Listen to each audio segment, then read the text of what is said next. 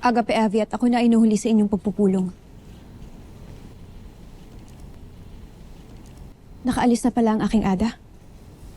Nakapagpasya na si Elena Armea at inatasan niya ako na bumuo ng mas malakas sa pangkat upang puksain si Hagorn at ang kanyang mga alagad. Ano ang aking maitutulong, Ashti? Isugo mo sa akin si Lyra at Mira. Sapagkat hawak nila ang malakas at makapangyarihang mga armas mula kay Batalumang Cassiopeia. Makakatulong ito sa aking pangkat. Nararapat ding ipatawag si Pirena. Malaki ang mayambag niya sa labang ito.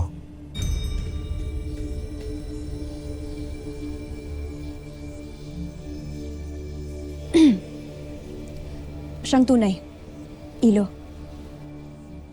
At ano naman ang magagawa ng aking taksil na kapatid? Gayong isa na siyang Eve-Train na walang kapangyarihan o armas na hawak gaya ni Lyra at Mira.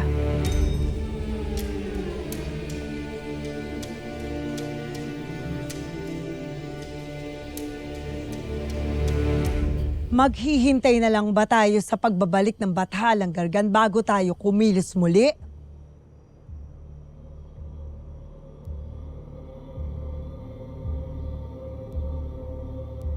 Ang paghihintay ay para lamang sa mapupurol at mahihina ang isipan.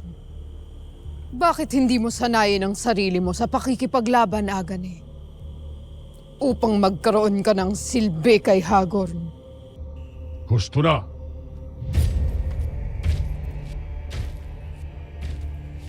At hindi rin dapat na maghihintay na lamang tayo, Agane. Ito na ang tamang pagkakataon para paramihin natin at palakasin ang ating mga hukbo. At ikaw, Mitena, ang isa sa inaasahan ko para gawin ito. Kasama na natin ang aking mga dating kawal ng Mini-Ave. Kulang na kulang pa sila para sa kanilang dalang pangamba laban sa ating mga kaaway. Kaya't patunayan mo ang iyong sarili. Bilang isang dating reyna ng Encantadia, ano ang iyong ambag?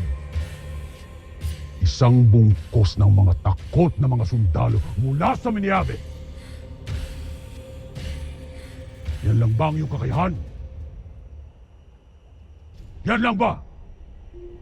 Hindi pa ito sapat para makuha mo ang aking ganap na pagtitiwala. Kaya patunayan mo ito. Gumawa ka ng paraan upang takutin ang buong Encantadia ng isang malaking hukbo sa aking pamumuno.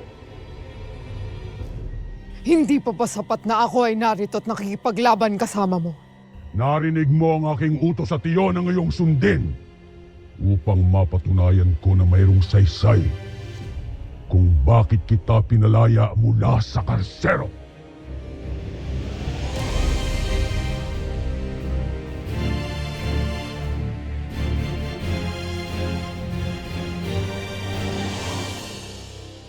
Danaya, huwag mong pangunahan ng galit ang bagay na ito.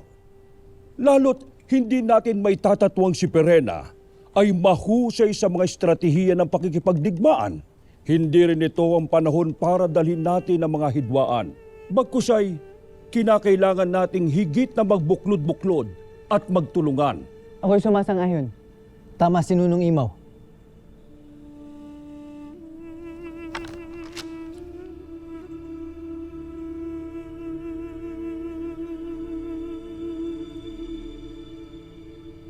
Kung sa tingin ninyo ay makakatulong si Pirena, ay wala na akong magagawa kundi sumunod. Kaya't siya ipatawag rin. Ngunit, tiyakin nyo lamang sa akin na wala na siyang gagawing kataksilan laban sa akin, lalong-lalo na sa aking mga anak. Iba man ang kanyang pamamaraan, wala kong alinlangan sa matindiring pagmamahal ni Pirena sa Encantadia. Hara Armea, Mantok, Tokman, nakikiusap ako sa inyong maipabatid nyo kagad kina Pirena, Mira at Lyra ang naging pasya rito. Ako nang bahala kay Lyra. Mantok, Kayo na nitukman ng makipag-ugnayan kay Ashti Perena at kay Mira. Masusunod, mahal na Hara. Kung ganun ay tayo na.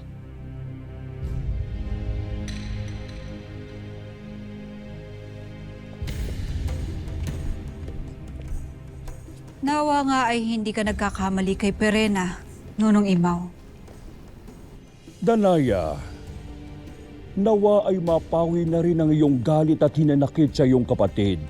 Lalo't wala tayong ibang aasahan ngayon, kundi ang isa't isa.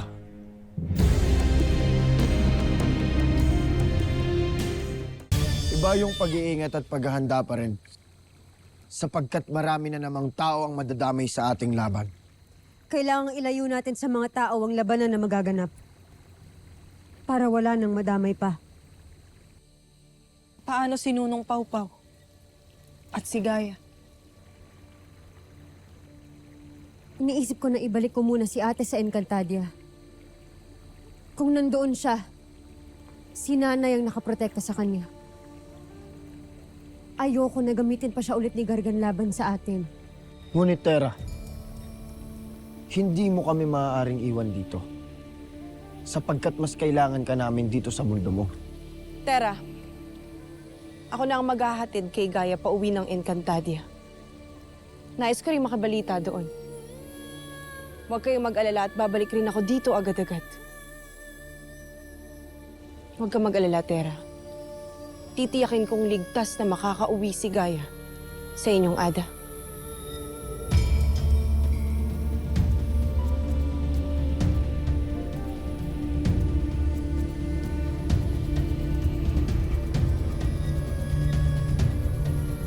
Tinatanggap ko ang tungkulin inaata sa akin. Kailangan ko lamang ihabilin ang Hattorya sa pinakamataas na mash na dito. At patutungo na ako sa Lireo upang makipag-ugnayan kay Ashti Danaya. Abitala Eshma, Sangre Mira. Ngunit, maaari ba namin makausap ang iyong Ada? Isa rin siya sa inaasahan ng lahat. Kaya't mahalaga rin na malaman niya kung ano ang napagkasunduan sa Lireo. Ngunit wala dito ang aking Ada. Ilang araw na siyang lumisan ng Hattorya at hanggang ngayon hindi pa rin siya nagbabalik. Batid mo ba kung saan siya nagtungo? Agapi Avi, ngunit hindi ko rin batid. Nasaan na kaya ang aking Ada? At ano naman kaya ang iniisip niyang gawin at iniwan niya ako dito?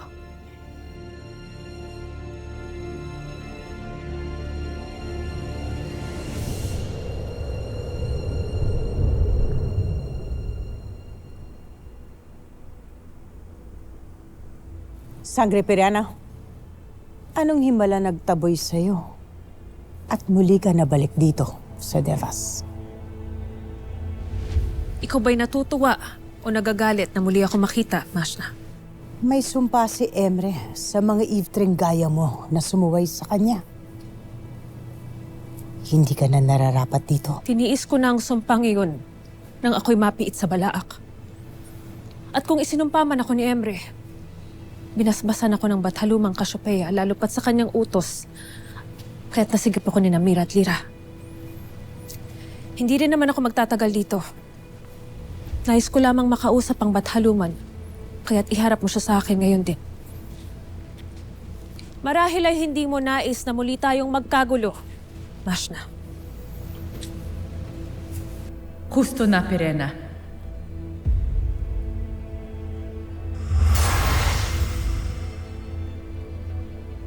Sapagkat walang puwang at walang saysay ang iyong galit at pagbabanta rito sa Devas.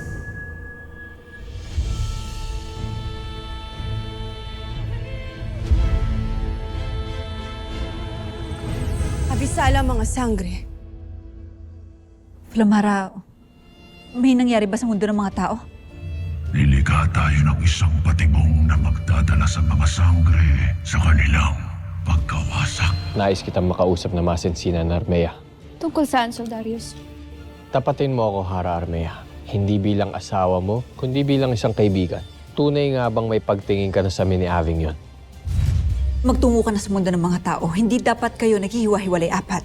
Bago ang lahat, nais ko muna sanang makita ang aking kaibigan, Soldarius. Sigurado ka? Naku, yung sisi ko.